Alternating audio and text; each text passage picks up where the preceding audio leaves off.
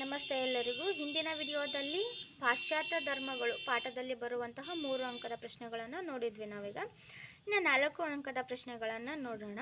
ಮೊದಲನೇ ಅದರಲ್ಲಿ 7ನೇ ಪ್ರಶ್ನೆ. 3 ಅಂಕದ ಪ್ರಶ್ನೆಗಳನ್ನು ನೋಡಿದ್ವಿ. ಈಗ 7ನೇ ಪ್ರಶ್ನೆ. ಪ್ರವಾದಿ ಮಹಮ್ಮದ್ ರವರ ಜೀವನದ ಬಗ್ಗೆ ಟಿಪ್ಪಣಿ ಬರೆಯಿರಿ. ಅವರ ಜೀವನದ ಕುರಿತು ಟಿಪ್ಪಣಿಯನ್ನು ಬರೀಬೇಕು. ಪೈಗಂಬರರು 570ರಲ್ಲಿ ಮೆಕ್ಕಾದಲ್ಲಿ ಜನಿಸಿದರು. ಅಬ್ದುಲ್ಲಾ ಮತ್ತು ಅಮೀನಾ ಅವರ ಪೋಷಕರು.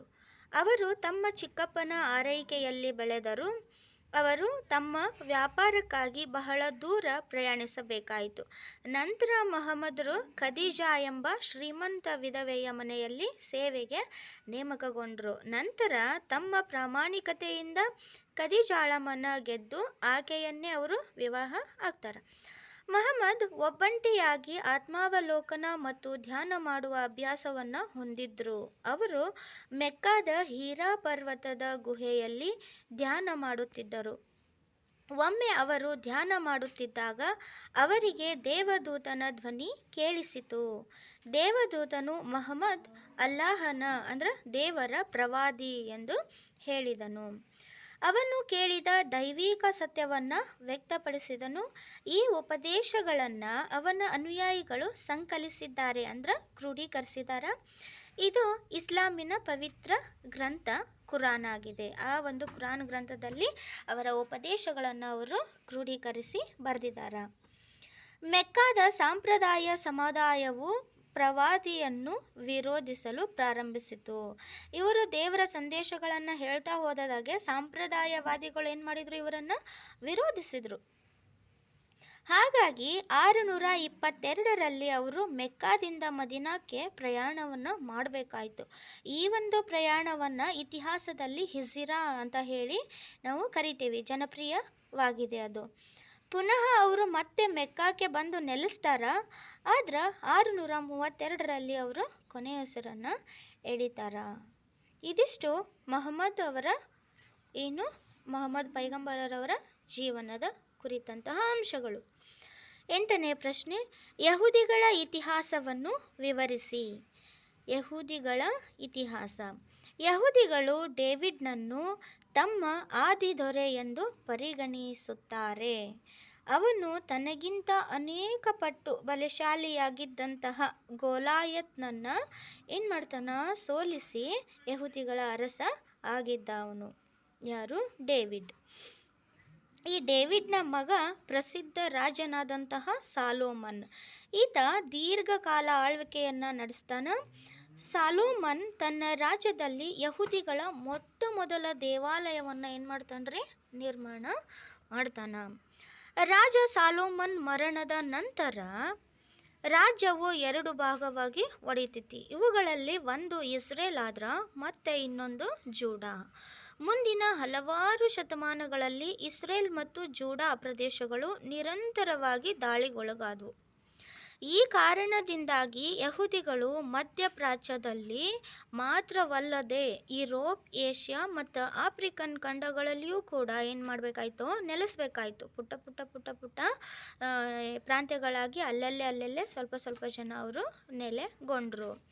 ಹೀಗೆ ಯಹೂದಿಗಳ ನಾಗರಿಕತೆಯು ಅವರ ಅಸ್ತಿತ್ವಕ್ಕಾಗಿ ಹೋರಾಟದ ಒಂದು ಕತೆ ಆಗಿದೆ. ಅವರಿಗೆ ಸ್ವಂತ ನೆಲೆ ಅನ್ನೋದು ಇರಲಿಲ್ಲ.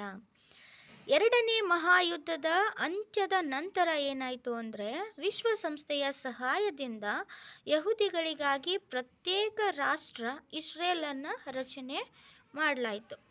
ಹೀಗೆ ಪ್ರಪಂಚದಾದ್ಯಂತ ಹರಡಿ ಹೋಗಿದ್ದ ಯಹೂದಿಗಳು 3000 ವರ್ಷಗಳ ನಂತರ ತಮ್ಮ ಮಾತೃಭೂಮಿಯನ್ನು ಪಡ್ಕೋಬೇಕಾಯಿತು.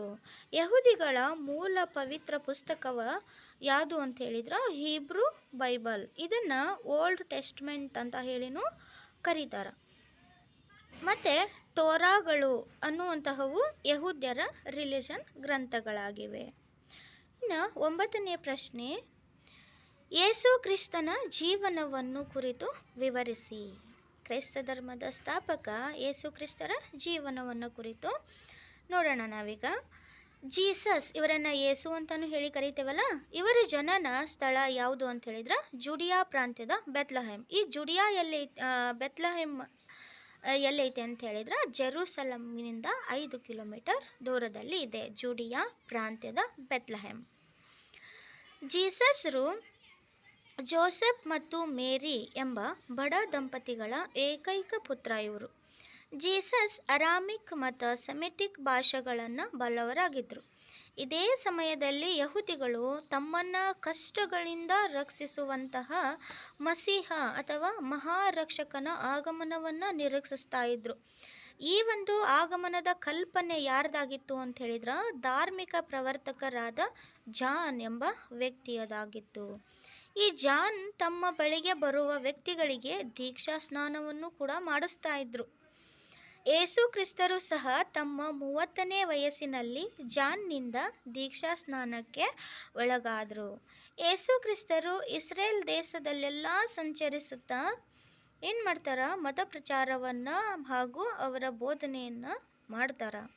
ಕಾಲಾನಂತರದಲ್ಲಿ ಯಹೂದಿಗಳು ಯೇಸು ಕ್ರಿಸ್ತರನ್ನು ತಮ್ಮ ಧಾರ್ಮಿಕ ಮುಖಂಡನನ್ನಾಗಿ ಏನು ಮಾಡ್ತಾರೆ, ಸ್ವೀಕಾರ ಮಾಡ್ತಾರೆ.